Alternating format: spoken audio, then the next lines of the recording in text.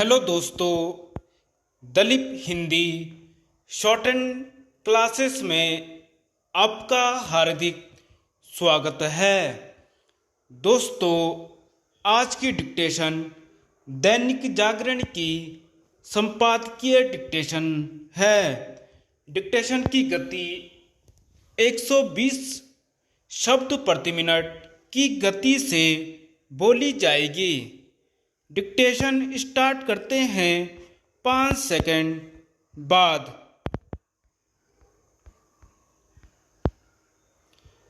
संयुक्त राष्ट्र में विदेश मंत्री।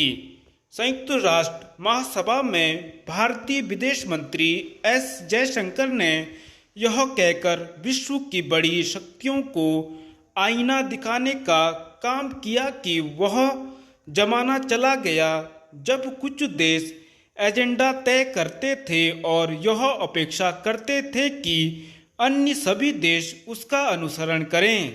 यह अच्छा हुआ कि उन्होंने यह कहकर कनाडा और अमेरिका को भी यह जरूरी संदेश देने का काम किया कि राजनीतिक सुविधा से आतंकवाद पर कार्यवाही स्वीकार्य नहीं। ज्ञात हो कि जहां कनाडा खालिस्तानी आतंकियों को संरक्षण देने में लगा हुआ है, वहीं अमेरिका भी खालिस्तान समर्थक चरमपंथियों के प्रति नरमी बरत रहा है।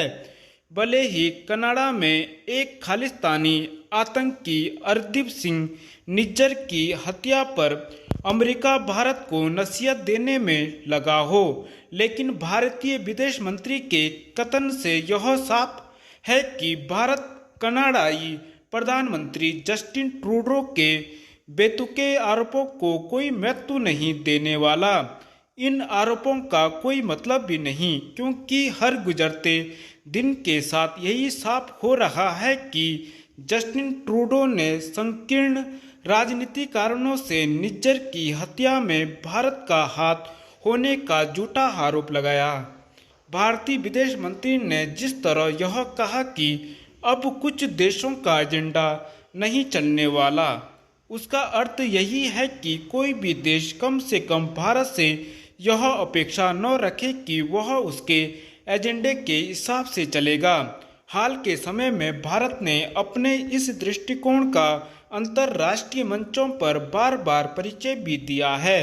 यूक्रेन युद्ध के चलते जब यूरोपीय देश यह चाह रहे थे कि भारत उनकी भाषा बोले, तो भारतीय विदेश मंत्री ने दो टूक कहा था कि यूरोप इस सोच का परित्याग करे कि उसकी समस्या तो विश्व की समस्या है, लेकिन दुनिया की समस्याओं से उसका कोई लेना देना नहीं। यूक्रेन के मामले में भारत ने अमेरिका की भी हाँ में हाँ मिलाने से इनकार किया और उसके इस प्रस्ताव को भी ठुकराया कि वह नाटो प्लस का हिस्सा बन जाएं। भारत ने ऐसा इसीलिए किया क्योंकि वह अपनी स्वतंत्र विदेश नीति पर अडिग रहना चाहता है। इसी के साथ यह भी एक तथ्य है कि प्रधानमंत्री मोदी ने रूसी राष्ट्रपति पुतिन से साफ तौर पर यह कहा था कि यह युग युद्ध का नहीं है। भारत जिस भाषा का उपयोग अमेरिका या यूरोप के संदर्भ में कर रहा है, उसी का इस्तेमाल चीन को लेकर भी कर रहा है। भारत ने चीन को यह संदेश देने में कोई कोर कसर नहीं उठा रखी है कि जब तक सीमा पर पहले जैसी स्थिति बहाल नहीं हो जाती, तब तक उससे संबंध सामान्य नहीं हो सकते। इसी कारण प्रधानमंत्री मोदी ने ब्रिक्स सम्मेलन में चीनी राष्ट्रपति को भाव नहीं दिया था। वास्तव में इसी कारण चीन ने नया नक्शा जारी करके अरुणाचल प्रदेश पर अपना दावा जताकर अपनी खींच निकाली थी। प्लास्टिक कचरे से मुक्ति।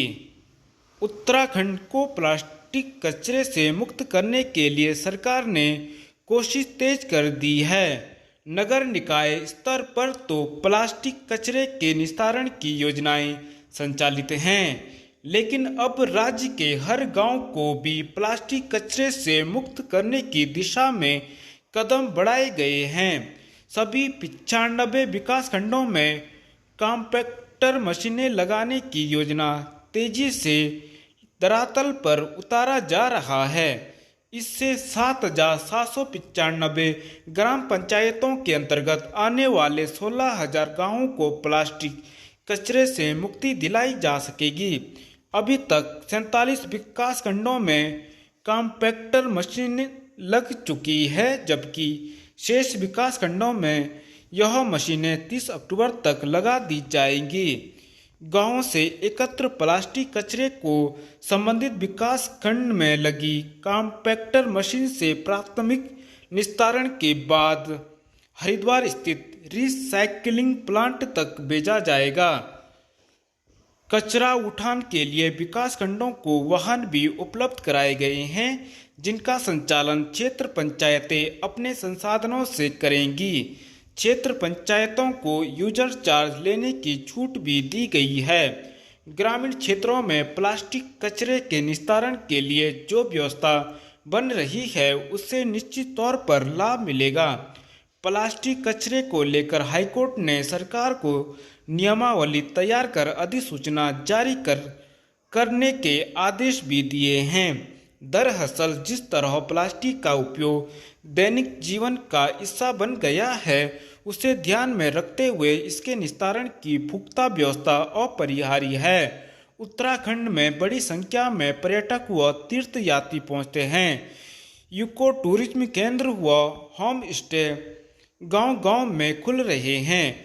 ऐसे में पहाड़ों को प्रदूषण मुक्त रखने की जिम्मेदारी भी हमारी ही है। शहर, गांव, जंगल, पहाड़, नदियां साफ सुथरी बनी रहें, इसके लिए कचरा प्रबंधन की व्यवस्था अच्छी होनी चाहिए। सुंदर उत्तराखंड, स्वच्छ उत्तराखंड का नारा तभी सार्थक होगा जब इस दिशा में सभी कदम से कदम मिलाकर आगे बढ़ेंगे। धन्यवाद।